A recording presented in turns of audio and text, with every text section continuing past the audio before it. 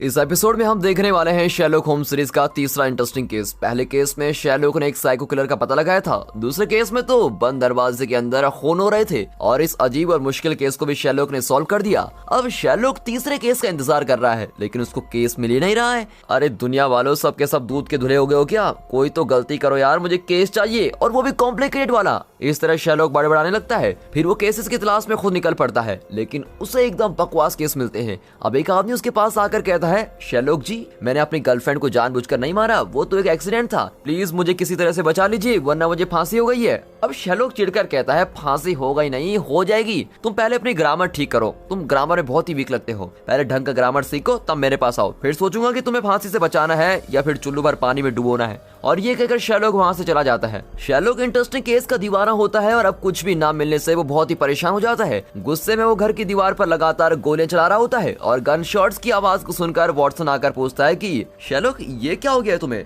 Watson, मुझे कोई interesting case नहीं मिल रहा है और लगता है अचानक सारे क्रिमिनल्स गायब हो गए हैं। बहुत बेचैनी हो रही है यार, इसलिए दीवार पर गोलियां चला रहा हूँ। वॉटसन अब सोच में पड़ जाता है कि शेरलॉक के पास कोई केस तो है नहीं, अब इसके साथ रहकर मुझे गोली नहीं खानी है, मैं तो अपनी स्वीटी सारा के पास चला जाऊंगा। और ये सोचकर सारा के घर चला जाता है और फिर वहीं रहने भी लगता है और वहीं से काम पड़ जाता है। शेरलॉक अब फिर से अकेला पड़ जाता है और बड़बड़ाने लगता है कि ये बोरिंग जिंदगी अब बर्दाश्त नहीं होती। वो बहुत ही टेंशन में हो जाता है और खिड़की के पास खड़ा होकर खुद से बातें कर रहा होता है। तब अचानक भारी आवाज के साथ बॉम्ब ब्लास्ट होता है, खिड़की का ग्लास टूटकर चूर चूर हो जाता है और शेरलॉक भी दूर जाकर गिरता है। न्यूज में इस दुर्घटना को देखकर वॉटसन दौड़ा चलाता है, पर शेरलॉक घर पर आराम से बैठा होता है और उसके साथ उसका भाई माइक्रॉफ्ट भी होता है। वॉटसन पूछता है कि शेरलॉक, तुम्हें क्या हुआ है? मैंने सुना कि यहाँ कोई बॉम्ब ब्लास्ट हुआ था। नहीं वॉटसन, यहाँ कोई बॉम्ब ब्लास्ट नहीं हुआ, पास वाले घर में गैस लीक की वजह से आग लग गई थी। ओह चलो, शुक्र है कि तुम ठीक हो, लेकिन तुम्हारा भाई यहाँ क्या कर रहा है? माइक्रॉफ्ट कहता है कि मैं शेरलॉक के लिए केस लेके आया हूँ। एंड्रू वेस्ट नाम का एक आदमी रेलवे ट्रैक के पास मरा पड़ा है। वॉटसन कहता है,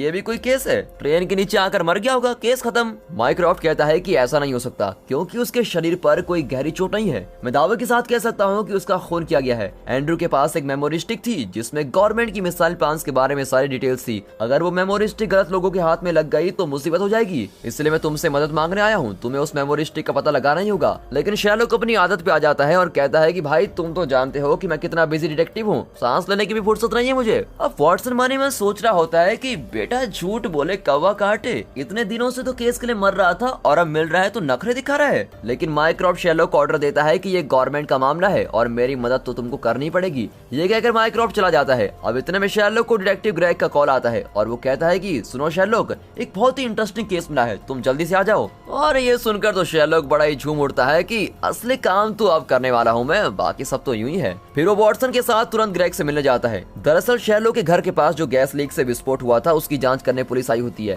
अब उन्हें एक मजबूत बॉक्स मिलता है जिसके अंदर एक कवर होता है और कवर पर शेरलॉक का नाम लिखा होता है, इसलिए ग्रेग ने शेरलॉक को बुलाया था। अब शेरलॉक वहां पहुंचकर कवर खोलता है तो उसके अंदर पिंक कलर का एक मोबाइल फोन होता है और पिंक कलर देखते ही ग्रेग पूछता है, अरे ये तो उस लड़की जेनिफर का फोन है ना? शेरलॉक कहता है, अरे ये उसका फोन नहीं, ये नया फोन है। लेकिन विस्फोट के बीच में ये फोन यहाँ आया कैसे? अब शेरलॉक जान जाता है कि गैस लीक से ब्लास्ट नहीं हुआ, बल्कि किसी ने जानबूझकर इस जगह को ब्लास्ट करवाया है। तब उस फोन पर 5 बीप्स के बाद एक मैसेज आता है और उसमें एक बहुत ही पुराने घर के अंदर का फोटो होता है। अब शेरलॉक कहता है कि हमें तुरंत इस घर का पता लगाकर वहां पहुंचना होगा, वरना कई जगहों पर भी बॉम्ब ब्लास्ट हो सकते हैं। वॉटसन कहता है कि क्या बकवास करते हो शेरलॉक, कोई बेमतलब इस तरह बॉम्ब ब्लास्ट क्यों कराएगा? वो इसलिए वॉटसन, क्योंकि बिल्कुल मेरी तरह कोई और भी बहुत बोर हो रहा है, इसलिए वो ऐसा गेम खेल रहा है। अब इस पहेली को तो हमें सॉल्व करना ही पड़ेगा। ये कहकर शेरलॉक तेजी से बाहर आता है। फोटो देखते ही शेरलॉक पहचान गया था कि ये उसी के घर का बेसमेंट है और तीनों बेसमेंट में जाते हैं जहाँ 2 पुराने शूज होते हैं। वे कंफ्यूज हो जाते हैं कि बॉम्ब की जगह तो यहाँ पुराने शूज रखे हुए हैं। तभी पिंक फोन बजता है और एक औरत की आवाज आती है कि तुम्हारे सामने जो है वो एक पहेली है, सिर्फ 12 घंटों के अंदर तुम्हें उसका हल ढूंढना है और अपनी वेबसाइट पर अपलोड करना है। असल में वो औरत एक कार में बैठी होती है और बहुत ही डरी हुई होती है और ये सब वो अपनी मर्जी से नहीं बोल रही है, बल्कि उसके शरीर में बॉम्ब फिक्स किए गए हैं और कोई उसको धमका रहा है। उसके हाथ में एक पेजर होता है जिस पर मैसेज आ रहे होते हैं और वो औरत सिर्फ उन मैसेज को पढ़ रही होती है। यहाँ शेरलॉक पजल को सुलझाने की कोशिश करता है, लेकिन 2 पुराने शूज में क्या पजल हो सकता है? ये सोचकर शेरलॉक उन शूज को लैब में लेकर जाकर उनकी जांच कराता है। तब लैब की टेक्नीशियन मॉली आती है और कहती है, हाय शेरलॉक, ये मेरा बॉयफ्रेंड जिम है। वो शेरलॉक को चिढ़ाना चाहती थी, लेकिन शेरलॉक उसकी ओर ध्यान नहीं देता। तब जिम आगे आता है और वहाँ की किसी चीज को गिरा देता है, फिर उसे उठाकर वापस रख देता है और मॉली से विदा लेता है। अब उसके जाने के बाद मॉली पूछती है, कैसा लगा मेरा हैंडसम बॉयफ्रेंड? फ्रेंड। शैरलॉक कहता है कि वाकई में बहुत हैंडसम है मॉली, लेकिन लगता है वो तुमसे ज्यादा मुझे पसंद करता है। क्या कह रहे हो शैरलॉक? सुनो मॉली, लड़के और लड़कियां अलग अलग तरीके से बाल धोते हैं, लेकिन जिम बिल्कुल लड़कियों की तरह बाल धोता है। इतना ही नहीं, उसका पूरा शरीर लड़कियों की एक्सेसरीज से भरा हुआ है और लगता है कि वो फेयर एंड लवली भी लगाता है। क्या तुम्हें उसकी क्रीम की बू नहीं आई? इतना ही नहीं, उसने अपने आईब्रोज भी ट्रिम कर रखे हैं और आंखों में काजल लगाया है और होठों पर लिपस्टिक भी लगाई है। और अगर मैं उसे एक और मौका देता तो वो मुझे डेट पर जरूर लेके जाता। और ये सब सुनकर मॉली शॉक होकर पूछती है कि ये सब तुम कैसे कह सकते हो? प्लीज मजाक मत करो। मैं मजाक नहीं कर रहा। नीचे गिरी हुई चीज उठाने के बहाने वो मेरे पास अपना नंबर छोड़ गया है और विश्वास नहीं होता तो ये देखो। और ये कहकर वो एक कागज निकाल कर दिखाता है। अब उसे देखकर मॉली गुस्से में चली जाती है। चलो भाई, किसी तरह एक जोड़ी को अलग कर दिया। ये सोचकर शैरलॉक अपने काम में लग जाता है। वो वॉटसन को शूज दिखाकर पूछता है कि इन शूज को देखकर तुम्हें क्या लगता है? वॉटसन शूज को देखकर कहता है कि ये अच्छा शू है लेकिन जरा पुराना है, इस पर कोई नाम लिखा हुआ है और बड़े लोग इस तरह से नाम नहीं लिखते। इसका मतलब यह है कि ये एक छोटे लड़के का शू है। इसके अलावा मुझे कुछ और नहीं सूझ रहा है। मुझे लगता है कि तुम्हें भी और कुछ नजर नहीं आएगा। अब शैरलॉक शू उठाकर अपनी फाइंडिंग्स बताता है। ये सच है वॉटसन कि ये पुराना शू है, लेकिन ध्यान से देखो, इसे किसी ने बहुत ही अच्छे से मेंटेन किया है और इसे सेफ्टी भी रखा है। इसका लेस भी 3-4 बार बदला जा चुका है और इसे जो भी पहनता था उसे स्किन की एलर्जी थी। ससेक्स नाम की जगह से वो लंदन आया था और यहाँ आकर उसने अपने शूज खो दिए। ओह अच्छा, माना कि तुम 30 मार खान हो शैरलॉक, लेकिन ये कैसे कहा कि उसे स्किन की एलर्जी है और वो ससेक्स से आया है? शू को ध्यान से देखो वॉटसन, इसमें स्किन के छोटे छोटे टुकड़े दिखते हैं और एलर्जी की वजह से स्किन ड्राई होकर इस तरह चीजों में चिपकने लगती है और इसलिए कहता हूँ कि इसे पहनने वाले को स्किन एलर्जी है। अच्छा ठीक है, लेकिन ससेक्स का नाम ही क्यों लिया तुमने? बात यह है वॉटसन कि शू के नीचे सूखा हुआ कीचड़ लगा हुआ है और कीचड़ लंदन का है, लेकिन माइक्रोस्कोप के नीचे देखने पर पता चला कि कीचड़ के अंदर एक तरह के फूल के पोलन ग्रेन्स लगे हुए हैं और ये फूल सिर्फ ससेक्स में ही उगते हैं। मतलब ये लड़का या जो भी है ससेक्स से ही आया है। ये शूज कम से कम 20 साल तो पुराने हैं, तो ये केस भी लगभग 20 साल पुराना है। और ये सोचते हुए शैरलॉक को एक और बात याद आती है। बचपन में उसने न्यूज़पेपर में पढ़ा था कि ससेक्स से कॉल पावर नाम का एक लड़का स्विमिंग कंपटीशन में भाग लेने के लिए लंदन से आया था और स्विमिंग के दौरान कॉल पानी में गिरकर मर गया था और शायद ये उसी लड़के का शू है। और वो सोचता है कि लेकिन वो तो एक एक्सीडेंट था, कत्ल नहीं, इसमें तो कोई मिस्ट्री नहीं है। इसे पजल बताकर कोई सॉल्व करने को क्यों कहेगा? अब इस बीच शैरलॉक का भाई माइक्रोफ्ट का मैसेज आता है कि मेरा वाला केस कब देखोगे छोटू? शैरलॉक वॉटसन से कहता है कि तुम जाकर माइक्रोफ्ट से उन केस के डॉक्यूमेंट्स को ले आओ। अब वॉटसन भी माइक्रोफ्ट से एंड्रयू वेस्ट के केस की डिटेल्स ले आता है।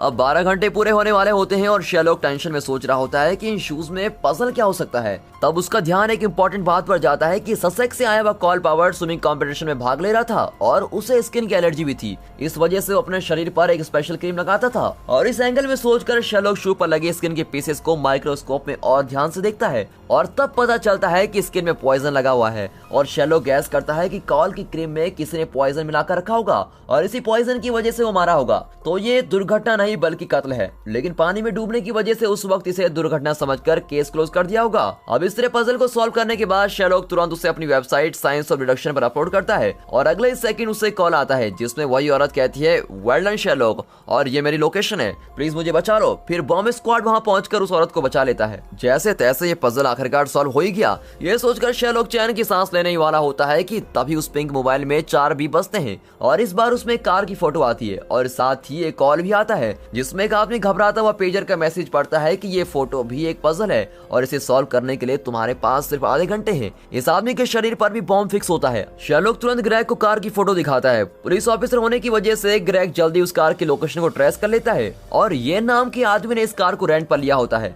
कार के अंदर हर तरफ खून ही खून होता है और चेक करने पर पता चलता है कि वो येन का ब्लड ग्रुप है। इतना खून बहने के बाद शायद येन जिंदा होगा, लेकिन उसकी लाश कहाँ होगी? ये सोचकर शैरलॉक कार को पूरा चेक करता है और डैशबोर्ड में एक कार्ड देखकर उसे अपने पास रख लेता है। वॉटसन सोचने लगता है कि शैरलॉक आगे क्या करने वाला है और तभी येन की पत्नी वहां आती है। अब शैरलॉक उससे बात करने की कोशिश करता है, लेकिन वो कहती है कि मैं ऑलरेडी 2 पुलिस ऑफिसर से बात कर चुकी हूँ और तुम कौन हो जो मुझसे सवाल कर रहे हो? इतने में शैरलॉक की आंखों से आंसू बहने लगते हैं और कहता है कि मैं पुलिस नहीं हूँ, मैं येन का बेस्ट फ्रेंड हूँ। उसके बारे में जानकर मुझे बहुत ही दुख हुआ। मेरे बेस्ट फ्रेंड के साथ क्या हुआ ये जानने के लिए मेरा दिल बहुत ही तड़प रहा है। मैम प्लीज मेरी भावनाओं को समझिए। अब शैरलॉक की नौटंकी देखकर वॉटसन सोचता है कि इस साल का ऑस्कर तो इसे ही मिलना चाहिए। शैरलॉक अपनी एक्टिंग जारी रखता है और इस तरह उसे येन के बारे में कई डिटेल्स मिल जाती हैं। येन कुछ दिनों से बहुत ही टेंशन में था। अब तक किसी को ये नहीं पता था कि येन जिंदा है या मर भी गया, लेकिन उसकी पत्नी उसके बारे में पास्ट टेंस में बात करती है जिससे शैरलॉक को शक होता है कि वो कुछ छुपा रही है। और डैशबोर्ड से शेरलॉक ने जो कार उठाया था वो जेनस कार नाम की कंपनी का था। येन ने ये कार वहीं से रेंट पर ली थी। अब शेरलॉक और वॉटसन उस कंपनी में जाते हैं, लेकिन कंपनी का एमडी सिर्फ ये कहता है कि ये नाम का आदमी यहाँ आया और एक कार रेंट पर लेके गया।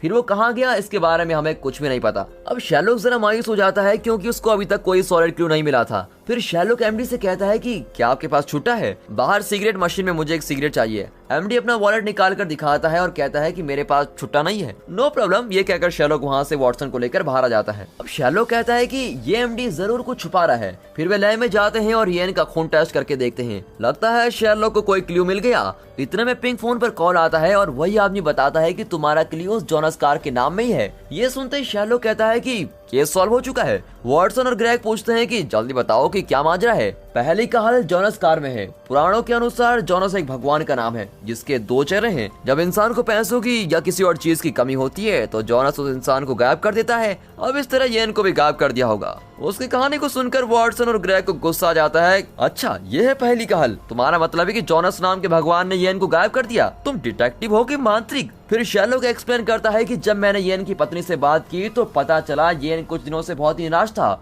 मतलब उसे पैसों की प्रॉब्लम थी और इसलिए वो गायब हो गया। शेरलॉक तुम पहलियां मत बुझाओ यार, सीधे सीधे बताओ कि माजरा क्या है। तो सुनो, ये सब इंश्योरेंस के पैसों के लिए किया गया था। येन को बहुत सारे पैसों की जरूरत थी और वो इतने पैसे नहीं कमा सकता था, इसलिए वो निराश रहता था। लेकिन अगर वो मर जाता तो उसकी पत्नी को इंश्योरेंस के पैसे मिल जाते। और अब तक ये बात साफ नहीं हुई है कि येन मर चुका है, लेकिन उसकी पत्नी इस यकीन के साथ बातें कर रही थी कि येन मर चुका है और वो सभी को विश्वास दिलाना चाहती है कि येन मर चुका है और तभी तो उसको इंश्योरेंस के पैसे मिलेंगे। अब सच में येन मरा नहीं, बल्कि येन यहाँ से बचकर किसी दूसरे शहर में जाकर रह रहा है और यहाँ से बचकर जाने में जोनस कार के एमडी ने ही उसकी मदद की है। जब हम उस एमडी से मिलने गए थे तो मैंने देखा कि उसके चेहरे का रंग जरा ब्राउन था और शर्ट के अंदर उसका स्किन गोरी थी। कड़ी धूप में जाने से ऐसा होता है और लंदन में ऐसी कड़ी धूप नहीं होती। मतलब ये आदमी किसी दूसरे देश जाकर लौटा है और इसी के साथ येन भी गया था। वॉटसन कहता है कि शेरलॉक, लेकिन उस कार के अंदर येन का ही खून था। हाँ, वो येन का ही खून था। इस तरह गोल गोल मत घुमाओ यार शेरलॉक, येन तो फौरन चला गया है ना, उसका खून अब कार के अंदर कैसे हो सकता है? सुनो वॉटसन, एक्चुअली फौरन जाने से पहले उसके शरीर से थोड़ा खून निकालकर फ्रिज में रख दिया गया था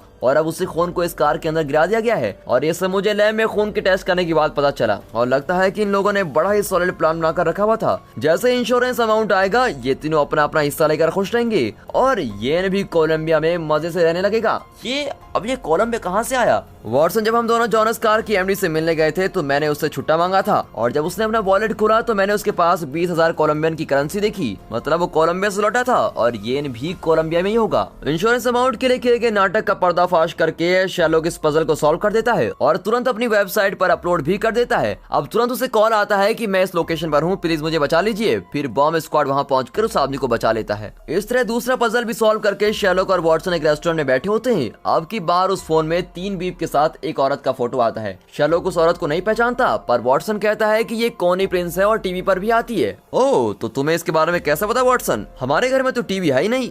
बात यह है शेरलॉक कि जब तुम बाहर जाते हो तो मैं मिसेस हडसन के यहाँ जाकर टीवी देखता हूँ। जो भी हो, इस पजल में मेरा नॉलेज काम में आ रहा है। फिर वे टीवी ऑन करके देखते हैं तो उसमें ये न्यूज आती है कि कॉनी प्रिंस मर गई है। तब शेरलॉक को एक कॉल आती है जिसमें एक नेत्रहीन बुजुर्ग कहती है कि मैंने तुम्हें एक और पजल भेजा है। इस पजल के लिए तुम्हें 12 घंटे का टाइम मिलेगा। इस बेचारी औरत के शरीर पर भी बॉम्ब फिक्स किए होते हैं। अब दिखाते हैं कि शेरलॉक कॉनी प्रिंस नाम की औरत की लाश को देख रहा है। उसके हाथ में कट होता है जिसके जरिए उसे बैक्टीरियल इन्फेक्शन हो गया था और बाहरी इन्फेक्शन की वजह से उसकी मौत हुई थी। लेकिन शेरलॉक इस बात को नहीं मानता क्योंकि इस तरह बैक्टीरियल इन्फेक्शन से कोई इतनी जल्दी नहीं मरता। कम से कम 8-9 दिन तो लग ही जाते हैं। लेकिन हाथ का कट देखकर तो लगता है कि वो हाल ही में किया गया है। इस कट से बैक्टीरिया अंदर नहीं गया बल्कि और किसी रास्ते से शरीर में बैक्टीरिया घुसाया गया है। इतना ही नहीं, कॉनी के शरीर पर कई खरोंचे भी होती हैं और उसके चेहरे पर काले दाने नजर आते हैं। अपनी बातों को शेरलॉक ध्यान में रख लेता है और वॉटसन को कॉनी के भाई से पूछताछ करने को कहता है। वॉटसन कॉनी के भाई से मिलता है। वहाँ एक बिल्ली होती है जिसके नाखूनों से अजीब सी बू आती है। वॉटसन पहले तो इतनी बारीक बातों पर ध्यान नहीं देता था, लेकिन जब से शेरलॉक के साथ रह रहा है वो भी थोड़ा अलग ही सोचने लग गया है। वो तुरंत शेरलॉक को कॉल करके बुलाता है और कहता है तुमने बड़ी मुश्किल से 2 पजल सॉल्व किए हैं, लेकिन मुझे देखो 1 ही मिनट में मैंने इस पजल को सॉल्व कर दिया।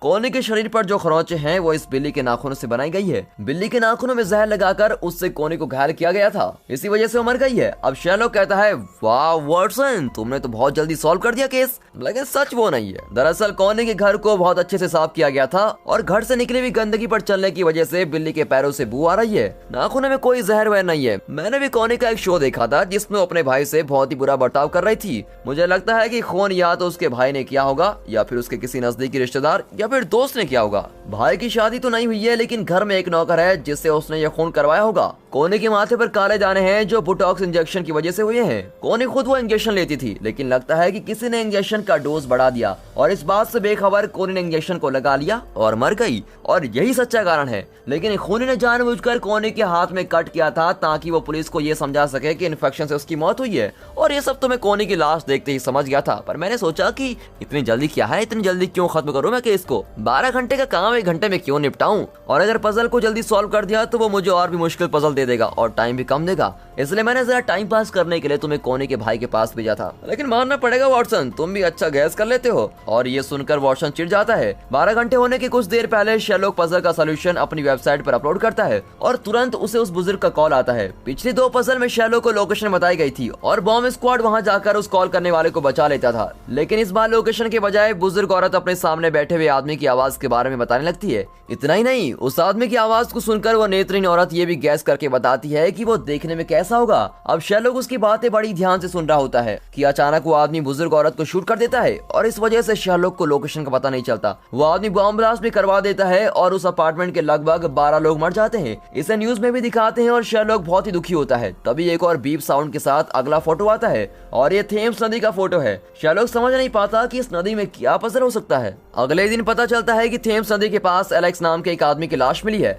हमेशा की तरह शेरलॉक उस लाश की जांच करता है। वाटसन और ग्रेग को लाश में कोई खास बात नजर नहीं आती, लेकिन शेरलॉक देखते ही बता देता है कि इस आदमी ने जो ड्रेस पहनी है वो जरूर एक यूनिफॉर्म है। इसके कपड़ों को देखो, कितना थिक पॉलिस्टर का कपड़ा है। और यही नहीं, इसके बेल्ट में वॉकी टॉकी फिक्स करने की भी जगह है। इसके पैरों की नस देखकर पता चलता है कि ये एक ज्यादा चलने फिरने वाला आदमी है, जैसा कि सिक्योरिटी गार्ड। और लंदन में कई सिक्योरिटी एजेंसी हैं और ये पता लगाना मुश्किल है कि ये किस एजेंसी के लिए काम करता था। पर इसके हाथ में एक घड़ी है जिसमें इसने रात का अलार्म सेट कर रखा है। मतलब ये कि एलेक्स नाइट शिफ्ट में काम करने वाला सिक्योरिटी गार्ड था। इसके यूनिफॉर्म में सिक्योरिटी एजेंसी का बैज होना चाहिए, लेकिन खोनी ने वो बैज भी उड़ा लिया है। मैं तो ये भी जानता हूँ कि एलेक्स का खून किसने किया है। खोनी का नाम है गोलेम, जो एक लंबा और तगड़ा आदमी है और इस तरह के कत्ल वही करता है। इतना कहकर शेरलॉक एलेक्स के पॉकेट से एक टिकट निकालता है जो शायद किसी म्यूजियम या थिएटर का हो सकता है। तो हमें इन दोनों बातों पर ही ध्यान देना है। ग्रेग, तुम पहले ही पता लगाओ कि क्या किसी सिक्योरिटी एजेंसी का नाइट शिफ्ट गार्ड लापता हुआ है। ग्रेग जल्दी पता लगा लेता है कि एलेक्स एक आर्ट गैलरी में सिक्योरिटी गार्ड का काम करता था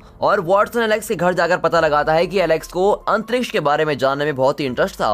वो हमेशा आकाश और तारों के बीच में ही बात करता था। मरने से पहले एलेक्स के फोन पर एक प्रोफेसर का वॉइस मैसेज आता है कि तुम्हारी फाइंडिंग्स बिल्कुल सही है, तुम जल्दी आकर मुझसे मिलो। ये मैसेज सुनकर वाटसन और शेरलॉक उस प्रोफेसर से मिलना चाहते हैं, लेकिन वे पहले खूनी गोलेम से मिलकर पता लगाना चाहते हैं कि एलेक्स का खून किसने करवाया था। गोलेम एक सीक्रेट जगह पर रहता है, लेकिन हमारा शेरलॉक भी कुछ कम थोड़ी ना है। वो कई बेघर लोगों को भी जानता है जो इन्फॉर्मर का काम भी करते हैं और ऐसे ही एक इन्फॉर्मर की मदद से वे गोलेम का पता लगा लेते हैं। लेकिन इनके वहां पहुंचने से पहले ही गोलेम बच निकलता है। अब वे प्लान चेंज करके उस प्रोफेसर से मिलने जाते हैं जो अंतरिक्ष के बारे में रिसर्च कर रही होती है। इससे पहले कि शेरलॉक और वाटसन प्रोफेसर से मिल सके, गोलेम उसको भी खत्म कर देता है और शेरलॉक पर भी अटैक करता है। लेकिन शेरलॉक बच जाता है और गोलेम भी वहां से भाग जाता है। नॉर्मली शेरलॉक को क्लूज मिलते रहते थे, लेकिन इस केस में तो क्लू के मिलने से पहले ही उसे मिटा दिया जाता है। ऊपर से इस केस में किसी ने ये कॉल करके नहीं बताया होता कि इतने घंटों में इस केस को सॉल्व करना है और इस बात से शेरलॉक बहुत ही कंफ्यूज होता है। अब ये उस आर्ट गैलरी में जाते हैं जहां एलेक्स काम करता था। वहां वीरमार नाम के चित्रकार की पेंटिंग होती है और इस पेंटिंग को वीरमार ने 1640 में बनाया था।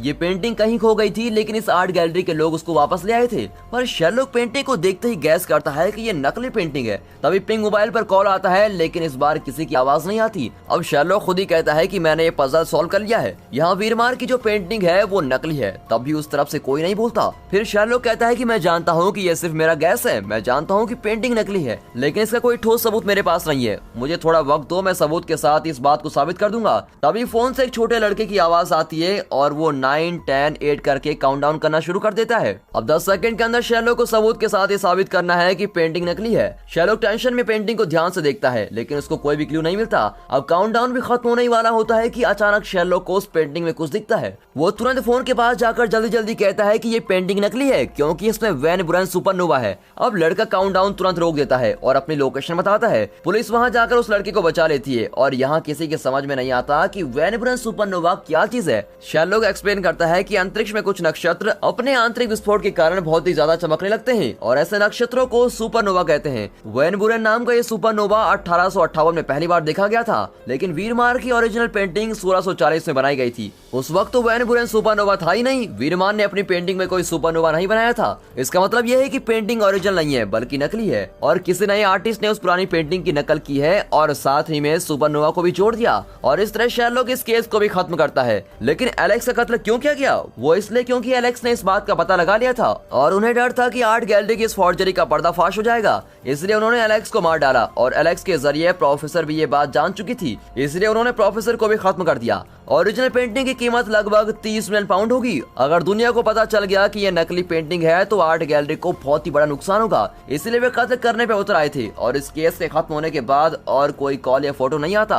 अब शेरलॉक बड़ी चैन की सांस लेता है, लेकिन शेरलॉक के भाई माइक्रॉफ्ट ने जो केस उसको सौंपा था उस सिलसिले में वाटसन रेलवे ट्रैक के पास जाता है और एंड्रयू वेस्ट के बारे में पूछताछ करता है। फिर बड़बड़ाता है कि बेटा एंड्रयू, तुम्हारा घर एक तरफ है और तुम यहाँ आकर मरे पड़े हो, मरने को और जगह नहीं मिली थी क्या? और मेमोरी स्टिक कहाँ रखकर मर गए यार? तब वहाँ शेरलॉक आकर कहता है, वाटसन मैं तुम्हारी मदद करूंगा। एंड्रयू वेस्ट की गर्लफ्रेंड है, चलो हम उससे पूछताछ करते हैं। एंड्रयू की गर्लफ्रेंड उन्हें बताती है कि मरने के एक दिन पहले वो मुझसे मिला था और वो बहुत ही टेंशन में था और मुझे लगा कि उसने कोई चीज खो दी है, पर वो गुस्से में यहाँ से चला गया और वापस नहीं लौटा। ये दोनों गैस करते हैं कि किसी ने एंड्रयू से मेमोरी स्टिक चुरा ली है और इसीलिए वो बहुत ही टेंशन में था। फिर इन्हें पता चलता है कि गर्लफ्रेंड से मिलने से पहले एंड्रयू अपने होने वाले साले जोई के साथ बार में ड्रिंक कर रहा था। अब शेरलॉक और वाटसन जोई से पूछताछ करते हैं, तब जाकर पता चलता है कि मेमोरी स्टिक जोई के पास है। उस दिन भर में एंड्रयू ने जो से उस कॉन्फिडेंशियल मेमोरी स्टिक का जिक्र किया था। जो ने एंड्रयू का मेमोरी स्टिक चुरा लिया था और इस बात पर उन दोनों में बहस हो गई थी। बहस हाथापाई में बदल गई और इसी दौरान जो ने एंड्रयू को धक्का दे दिया